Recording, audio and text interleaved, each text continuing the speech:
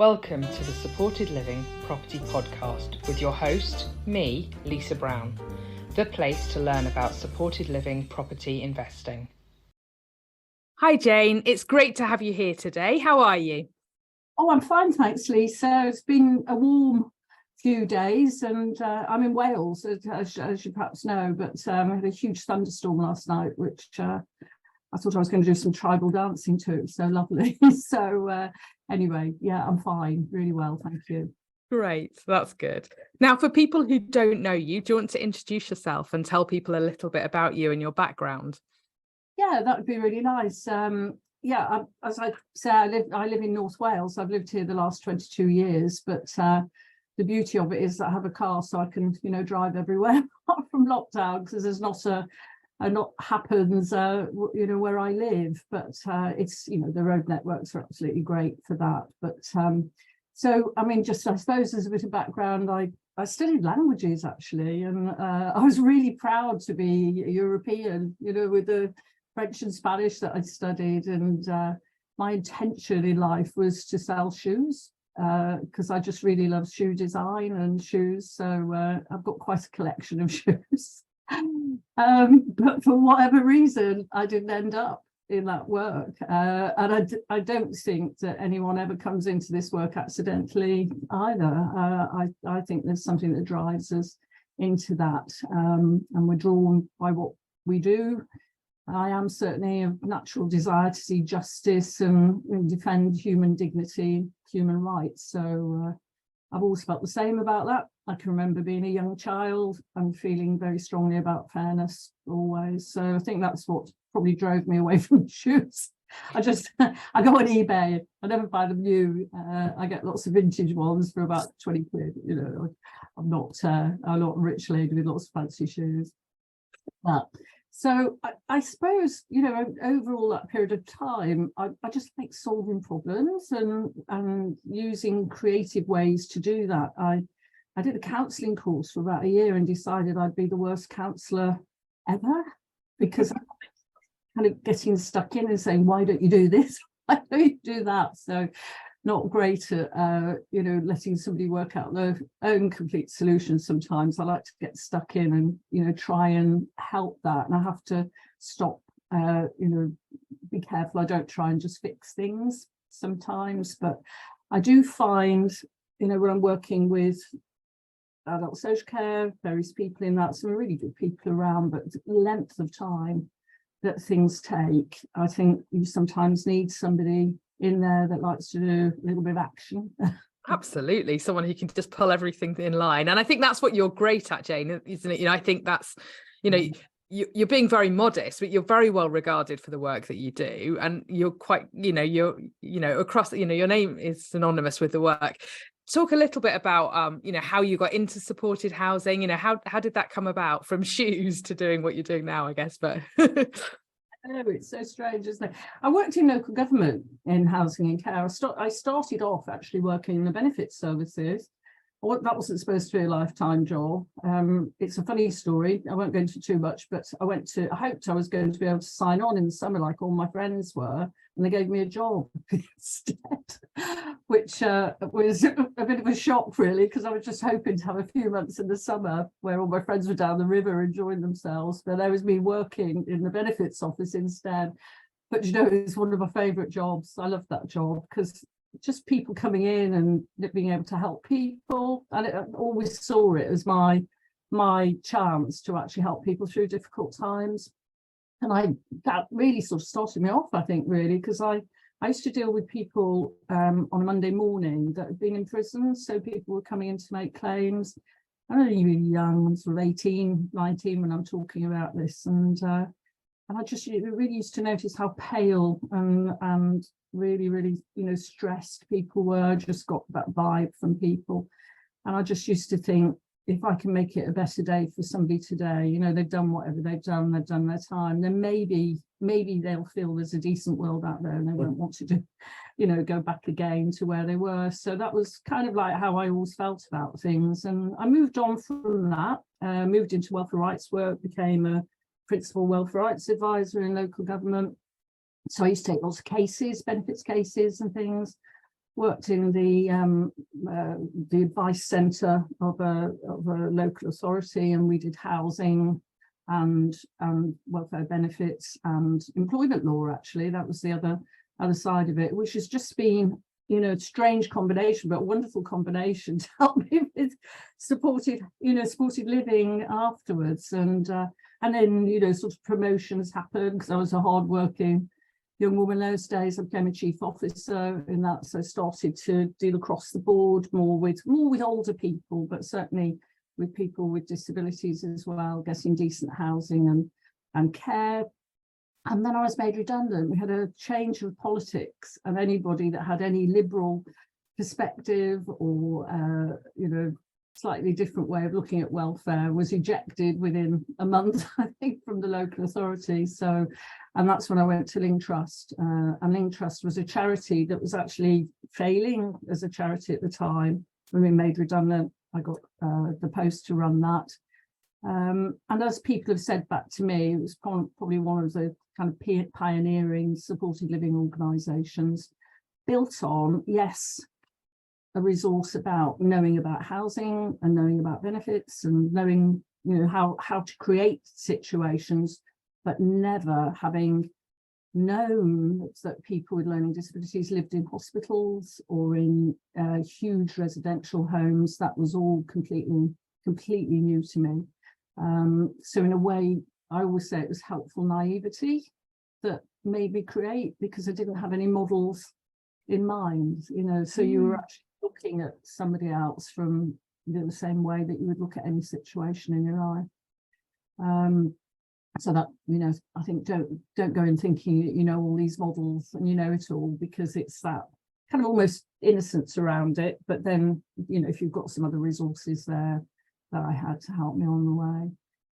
I was actually at a meeting yesterday, a meeting of 60 people who were all, you know, looking at various aspects of hope, actually, around housing. We were looking at some hopeful situations, and one of them was looking at the hold scheme, the shared ownership mortgage scheme, and there were several people saying how they've been able to use that to achieve what can happen greatly in supported living in relation to lots of supported living. I think they've only done about 1,500 in all the years that they've been there, but that's given some individual opportunities to people. It doesn't take over the world, but it's done it. But it was, and they acknowledged it, and it was really lovely. But they acknowledged the fact that it was me that started that. I created it around a lady that was going into an ATU, and there wasn't a model, so I used that ability to create that scheme, and then David, you know, and other people took that scheme up afterwards. Amazing. And have done with it. Yeah, so it's kind of, I don't know, it's the embarrassing thing was they said they got a photograph of 1995 and I was on it, and I suddenly felt, oh dear, quite old in all of this. So it's really, you know, I'd been working quite a while in 1995 as well. It wasn't sort of new to the scene. So yeah, so that's when it started. And yeah, it was because I looked at a situation and thought, why can't that lady have what other people have got? And asked the questions. It took 2 years to get that going, and it's still there. She's still there. The first person that ever did it is still there in her own home, enjoying it. It was off to a what we know now as an ATU at the time. So instead, she bought her own home, which is rather extraordinary. What a fantastic solution. For those who are listening and aren't sure what we're talking about when we're saying an ATU, what do you mean by an ATU, Jayne? I don't know. ATU is called Assessment and Treatment Units, and several people with learning disabilities and autism, in fact, more people with autism now are actually in the assessment and treatment units than people with learning disabilities. At first, it was, you know, more people with learning disabilities. Are often admitted under the Mental Health Act to hospital because everything is broken down for them, so they're seen to be a risk to themselves or potentially in the community. But it's usually with people with autism and learning disabilities because their support or their environment's broken down, or they're in a completely wrong environment. So when they go into assessment and treatment units, generally it's because of meltdowns, because of their autistic condition or their learning disabilities, not because they've got mental health issues. So I mean, later on perhaps I'll just refer to the mental health bill that's going through, because that's terribly important around that area of work, and perhaps other people as well. You know, there's lots of consultations going on about that at the moment. So Anna, who got her own home, was off to one of these places. It's one of my first meetings in my new job, and that's where she was going. 26 people were in the room, and I always remember it, and nobody said anything nice about her, and off she was going to. They fairly soon said she was going off to this hospital. At the end of that meeting, the chairman said, well, I don't think anybody else has got anything else to say. And I said, well, actually, Anna hasn't said anything. And he said, oh, what do you want, Anna? What do you want? And she said, I want my own home, and I want to live with Wendy and Brenda. And those are the two people that were with her. And so, to cut a long story short, that's what both things she ended up doing. So, yeah, 2 years later, there she was. So, you know, there's the story. That's what can happen if you do definitely think out of the box. Yeah, and think creatively and be able to think in that way. And like you say, not having those preconceived ideas about how things should be. You know, and so what do you do now, Jayne? I know you do lots of different things, but share with us what you do now. I run a very small, when I say it's small, I've actually got 46 tenants across the UK, well, not across the UK, England and Wales, so mainly in England. And those 46 tenants are people where people have referred situations to me over the years where it's been a bit tricky to find an immediate solution. So it's a small community interest company, and I set it up so that I could respond quickly to situations that might be a bit tricky. And when I mean tricky, just finding somewhere to live for somebody, you know, might be, I've never dealt with or worked with somebody with those kind of needs before.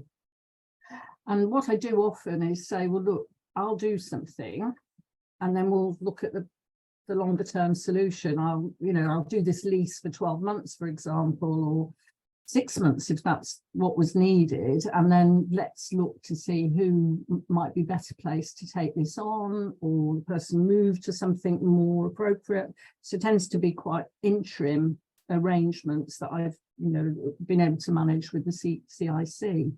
So the reason I've kept it as just really Jayne Knight, and my husband, who also worked in local government, he used to work as a solicitor in local government. He's not greatly involved in the CIC, but it's so I can make quick decisions.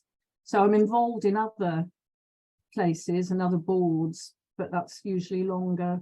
It takes longer to make a decision. I can make a decision because it's only me very quickly around something. So it suits that situation.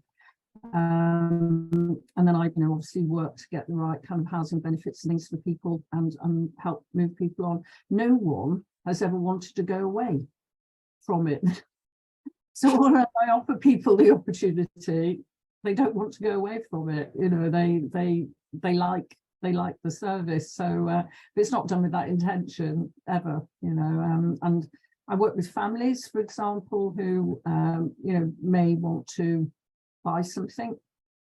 They're downsizing, so they might want to buy something, or for garden properties and things like that. So leasing the property from families so that we can get that bit of separation.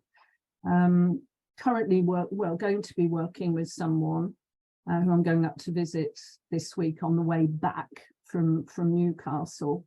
And she herself is setting up, she's a mum, she's setting up a property for 3 people. So she, is the investor in that way. And so she, setting up that property, she's keen to look at doing this for other people in the future. I'm also going to talk to her about the network, but she used to work for Keyring, which was a really interesting organization, so she's got, you know, really good ideas about doing that. So the separation for her, because there's going to be 2 other tenants with her own son, it's important, because otherwise, you know, you're going to be, your son's a tenant there as well, and it's your property, you know, you need that little bit of objectivity, I think, from another landlord coming in for that. So that's quite an exciting proposal. You're going to go, and she's setting herself up with CQC and everything, you know. So that's new, isn't it? So, you know, families actually, you know, doing this model, you know, like an investor would, which I think is fabulous, you know, absolutely fabulous. So anything a little bit interesting like that, or you know, challenging decisions where people have got the wrong. I work in advocacy, as you know. Any money that comes into the CIC, I don't draw a wage from that. I use that for the advocacy work that I do. There's often legal advice and things like that that I've got to get, and I plough back, you know, anything that comes into the CIC. There's not a lot to plough back. Do some grants and things like that. But yeah, I love it.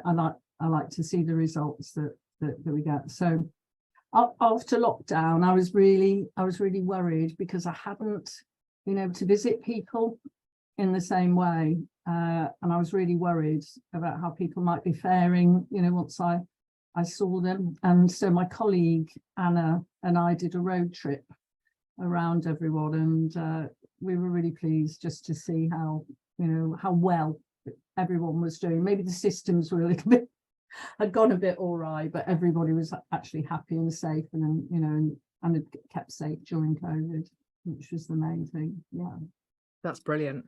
And a lot of the work you do now, you're looking at some really creative models, like you've talked about a few of them there, but some sort of solutions, and also some work on actually helping people transition from those ATUs, those assessment and treatment units, back into the community. That's something that you've done some really important work recently, haven't you, on? Absolutely.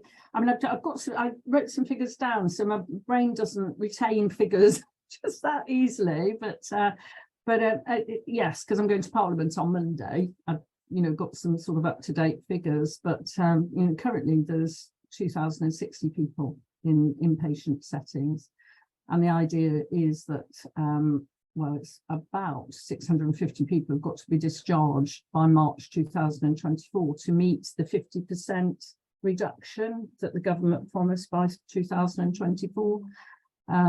At the pace that people are going, it's more likely that the numbers are increasing in some areas rather than decreasing. So that kind of, it feels very much that target figure isn't going to be hit. And one of the main reasons for that is lack of suitable housing.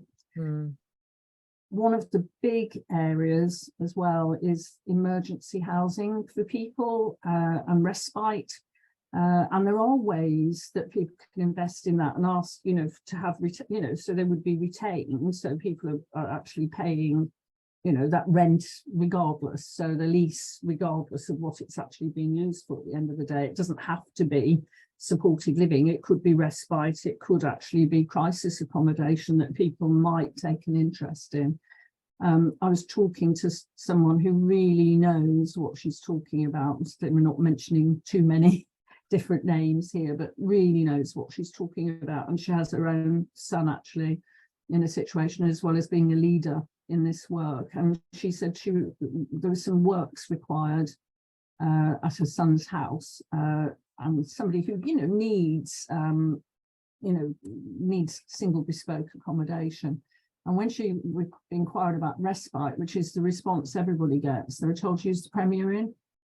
And that's the respite that we've got, and people are being asked. And you know, I know that is used, and maybe, you know, okay, you know, that might be suitable for some people, but that's the respite provision that generally people. She made more inquiries because of her position about, well, you know, is this what's being offered? And so that's going to be one of the things that people bring up on Monday, obviously. But it's the lack, it's that preventative part of situations What I find too, Lisa, is that there's a lot of single bespoke accommodation being built for people, being built but being converted. So spend an awful lot of money on conversion. Being more a property person, conversion costs are absolutely huge, and bringing properties up to modern heating standards and things like that. So if it's a housing association, they've got to really look at long-term sustainability. So it kind of starts doubling up the price of the accommodation. And what you've got often is a lonely person in a lonely place in the middle of the community that actually everybody avoids, because they stop putting high fences up and they start having lots and lots of cars there.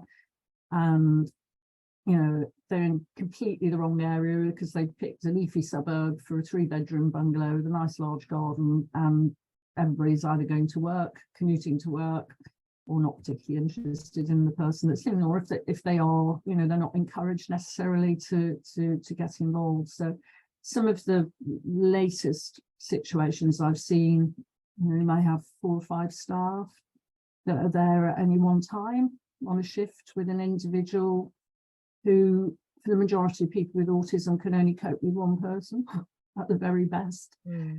People are there for a particular reason, in case there's a meltdown situation or something, which is generally rare, but that's why people are there, just in case. So the way that I used to run services years ago, that meant people were very much, had their own place and their own citizenship and their own home in the community, was to have it more of a hub, so that you maybe in the next road you had another property, and you might have another one within walking distance, a bit like what a keyring scheme used to be like. That was 9 properties within a mile radius that you could kind of walk to. And that was always very helpful to, we didn't have, mobile phones those days, and certainly was supporting people equally that, needed help as much as people today. And that's how it worked. It worked incredibly well, that when you needed a little bit more help, you could get in touch with somebody hadn't turned up for work or something like that. You could work it around that system quite well. So you would share staff within that. So if you had an outburst or something where you needed a bit more support, you bring in staff from other properties. Additional staff that were on that circuit, but also the fact that it was nearby. That and I mean, nowadays with mobile phones, how much easier. It was the landline, and ringing on a landline to see, if somebody could come and give you a hand. But that's the difference then of perhaps not having 4 or 5 staff around in a house all the time, and also schemes where 6 or 8 people are all together, like a little mini institution that, although in some circumstances they can work in some circumstances, that's not a wonderful model of doing it. But there's always room for different types of arrangements, as long as they don't become the norm, that everything's always on some distant scheme with 6 to 8 bungalows on it. Occasionally they can work for different reasons. Certainly in some areas, where you've got very limited geographical, like in some cities, there's very limited availability of bungalows in some cities. So actually you have to think about creative solutions, don't you? Actually, do we have to build something in this area and put a few bungalows into a plot, together for that solution as well? I'm looking at one in London at the moment, a situation for somebody, and the prices, they won't stack up with housing benefits for a bungalow, and it requires a bungalow. And we've seen a bungalow, in the way of looking at this is to divide that bungalow so that we are actually looking at 2 people for, and it's horses for courses really in that way. Land prices and things as such, it's prohibitive to go any higher. And it doesn't, it wouldn't be a reason. You can segregate that, you can split it. I don't think segregate's the right word for that. You can split that up and soundproof it, etc., so that you can live perfectly well, with your neighbour in that way. Just make sure you've got compatible neighbours, really. I've done that, before, where it's been, a house and you've had the kitchen in the middle, you've got one person on one side and one person on the other, and they never actually live together, and the staff are in the kitchen part of it, and there, would have been two people who couldn't possibly have got on with each other. They don't get on with any other person that they've lived with, but that setup, worked fantastically. So you just have to create around that and how that might work for people. It's definitely having to think creatively at the moment, isn't it, with the lack of availability of accommodation and the rising costs that we're seeing. I think, yeah, absolutely, we've got to come up with these really great solutions, and that's why it's great hearing your experience and hearing some of these solutions for people listening to think, oh, actually, can I think and do it in this way? I just think, maybe groups of people talking together. So if somebody's saying, oh, I'd like to invest in that area, and somebody says, well, I would as well, a sort of small consortium of those investors looking at a hub type of arrangement, maybe with a respite within that. So, people are coming to somewhere or not going, but then you've got the outreach for people to be able to go and move on into accommodation. And I think, that's not happening, and sometimes people have to do those sort of things to show how it can be done, because if you wait for the authorities to commission it, you might wait for a very long time, because they don't necessarily think in that way. They need to see the innovation coming from people who are used to developing property, but maybe also working with other people on that if it's too big a scale project to work individually. It's really interesting, Jayne, because actually I'm having this exact conversation in an area at the moment about, well, actually, do you know what? No one else is going to come up with a solution. Let me see if we can do it. And then we'll put it as a flagship. It's almost exactly the same model. So it's be really interesting to see where we go with that. Yeah. If you want anything about community hubs or anything, I'll send that to you, because I've written about them a few times. The other model that I'm looking at, and I'm calling it a family model, but that's not unique. People, will say, quite often what we don't want necessarily is the person that we've been loving and supporting all our lives to, move off to some, particularly at the moment, because people are anxious about it at the moment. I think COVID's caused a lot of anxiety, where people thought, nothing would stop them ever being able to visit their loved ones, and then found they weren't able to visit their loved ones in supported living. It wasn't quite what they thought it was. Other people were able to go to other people's homes, but not care homes. But supported living became kind of like a care home in some situations. So a lot of families thought that changed how they viewed it, because they saw as, well, it's like John's own home. I should be able to go there. Like I can go to my neighbours at the moment, but I can't go there. So it's created an anxiety for some people about what is true supported living. I thought it's supposed to be somebody's own home, not somewhere that gets regulated in that way.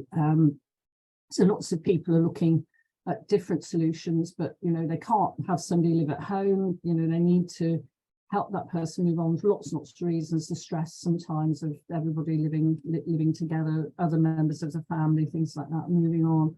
And I've done several situations where somebody's moved on and maybe lived there 4 days, lived at home 3 days, things like that, until eventually they can move on fully. And it might take a while to do that, but there's nothing stops people doing that. Rent gets paid as normal on that, because you're not paying, rent at home and things, so that can start to move things on for people. So kind of a bit of a family model. That's one type of family model.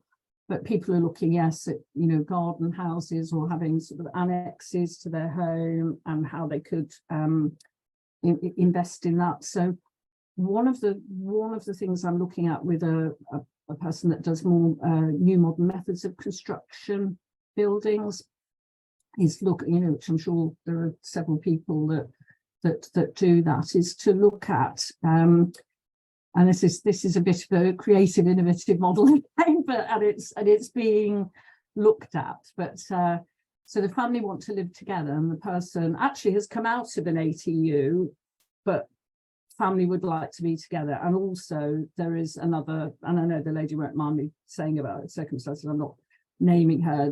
She has another son with autism as well. So she's got one son with very profound autism and another son who's got very high anxiety with his autism. So both different ends of the spectrum and herself, and she wants to live near her daughter. So she future-proofs things for the two boys, two men as they'll be, a daughter living nearby who, you know, knows her brothers very well, and also is a sort of specialist in our field as well. So it can help with the kind of management of that. So we're looking, you know, that's the problem presented with an authority that's saying, I haven't got any money to do that because we think he's okay where he is, which isn't. And it's a 2-hour, you know, 2 hour on the tube for mum to get there, and then she's got her other son. So, you know, sometimes they see things as okay that aren't.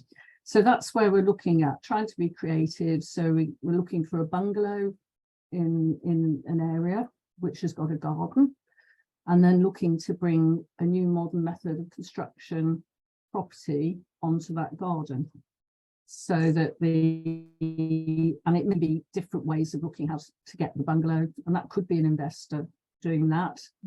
It's the freehold of the freehold of the property, who then permits the new I can't say the initials for it, the new modern method of construction building to go on that land, on their freehold. So it has to obviously be something that's negotiated, and these particular ones that I'm looking at can be leased, or they can be mortgaged and therefore come in at housing benefit levels. So, you know, the ways in this particular family, because there is, you know, there is another person in the family that has a disability as well. Either property could suit either person, you know, the bungalow for mum and then the new modern method of construction building for the other one, or vice versa.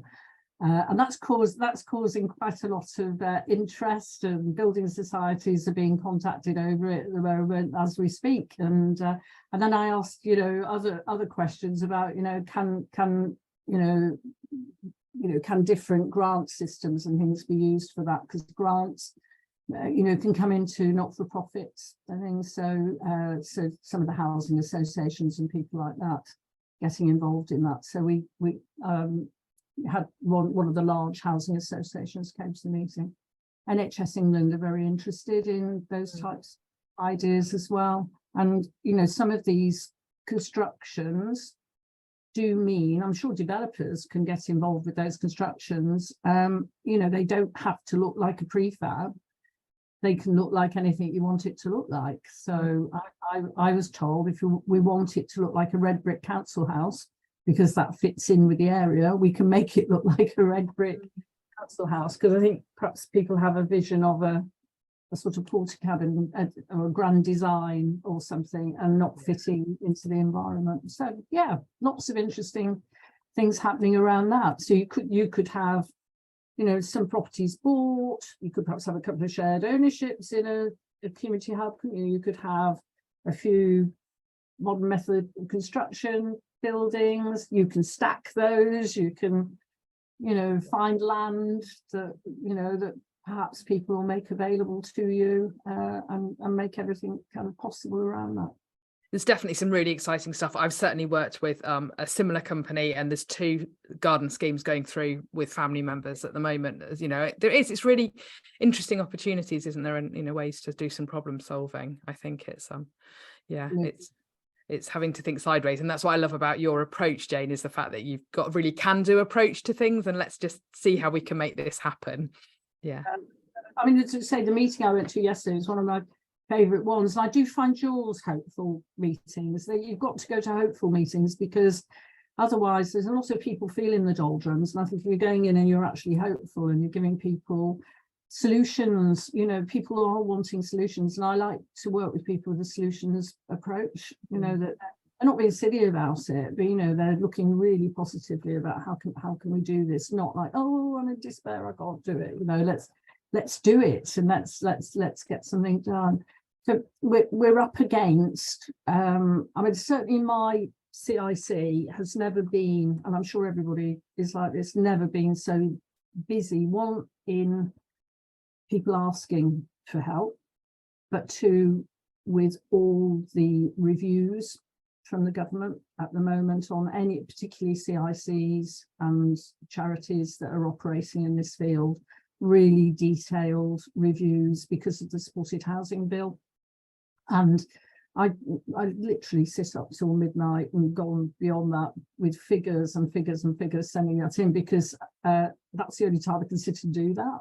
There's no other time to do it. And my colleague is doing that. I'm seeing the times that she's sending that to me, because we have really busy jobs and busy lives. So this extra stuff, if we get that done, there's nobody we can pull in to do it. So you need to know your own organisation and what you do to do it.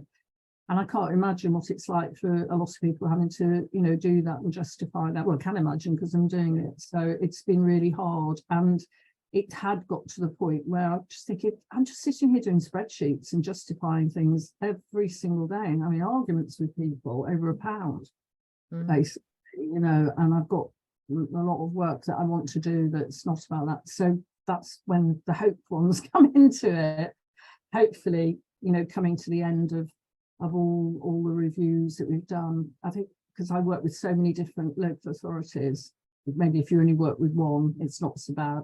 I work with so many, and they all approach it differently. Mental health bill, that's really important for people to get to grips with. If you're in this type of work, look at some of what those recommendations are and see whether how that affects your client group. Certainly the supported housing bill will affect an awful lot of people that are on our group, on the network.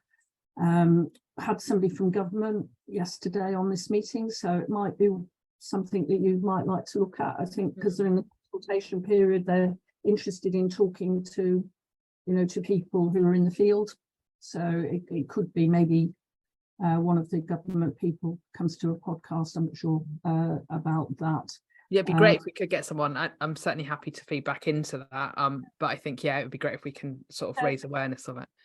I mean, they were very keen to say yesterday that they really do, they really want to support the good organisations, so they want to talk to good organisations. They want to just sift out the people that have been exploiting situations at the moment. But of course, they've got to treat everybody the same in the reviews. You've got to say I'm a good one. So the draft mental health bill, when they've been looking at the integrated care systems to see how it's working for people coming out of ATUs and things, that's the reviews there aren't very promising about the numbers. So that's where that kind of statistic is coming from. So I mean, I can perhaps put this on the network, the different links to things if people want to see that. Yeah, we can also put them in the show notes, Jayne, as well. So if you can send me the links to things, then people can access those who are listening. That would be great. And I looked at and I just noted them down because I thought I'll forget one and then somebody will be upset I've forgotten one of them. But the CQC do something called Home for Good, NDTI small supports. You've got Beyond Words, which is really Baroness Hollins has written, Helping People Thrive, which is really good. I was on a group where we were I was with family members and self-advocates, but from a housing perspective. So that was what does good look like, which has gone to the government with a large chunk of housing part of that to so hopefully they'll acknowledge that it took about 18 months to do that work. So wow. Some of that will be coming out. The Challenging Behaviour Foundation have a charter, which is really good about, what does good support look like. And I think there's a Hewitt report that's currently looking very much at prevention work and what that, their reviews, independent reviews of the system of getting people out of hospital and people in hospital is really constantly upscaling to looking at prevention work. So that could be quite interesting, I think, to people looking to see how they want to develop their supported housing, to link with that. As I say, they were saying the supported housing bill is insisting that each local authority will have a 5-year plan for supported housing. So it depends who's doing that. which are usually my comments, just make sure it's the right people doing the plan, not the people that have done it so far, always, who you're using to do that plan. But again, it could be something that if you have a voice in there, it's useful. You can, be putting the view from the network into that. There's so much going on, like you're saying, there's so much sort of eyes on this space at the moment, isn't there? And I think there's a small cynical part of me that thinks there's all of this, but actually what impact is it going to have? Are we actually going to change things? Are things actually going to improve and move forward? And obviously ever hopeful that they will. But obviously it's very time consuming for those people who are like you are actively feeding into this and being part of it all the time. It's a big thing, isn't it? So I just know, and that's how I've always worked. And from that first day of doing that model, and I did other models, my colleagues and I, three of us, developed the REACH standards. We sit and have a coffee and say it's all rubbish out there, or let's do the standards. And they're the standards that are used by CQC today. You have to be proactive. So because people don't invent any of this, you have to invent it and send it to them. And that's how government works. I've worked all my life, and then you have to be strongly persuasive, a strong persuader, and put those ideas across them, put them forward. Don't put anything ridiculous forward, but certainly people can look at good value for money, make a decent living, just make a decent living out of something, have a good heart with it, make a decent living. Don't get greedy, because that's we've got too much of that going on. So there's a level by which nobody objects to somebody doing well out of something. It's when people just get unnecessarily greedy and are actually providing really poor services and raking it off. That's what people don't want.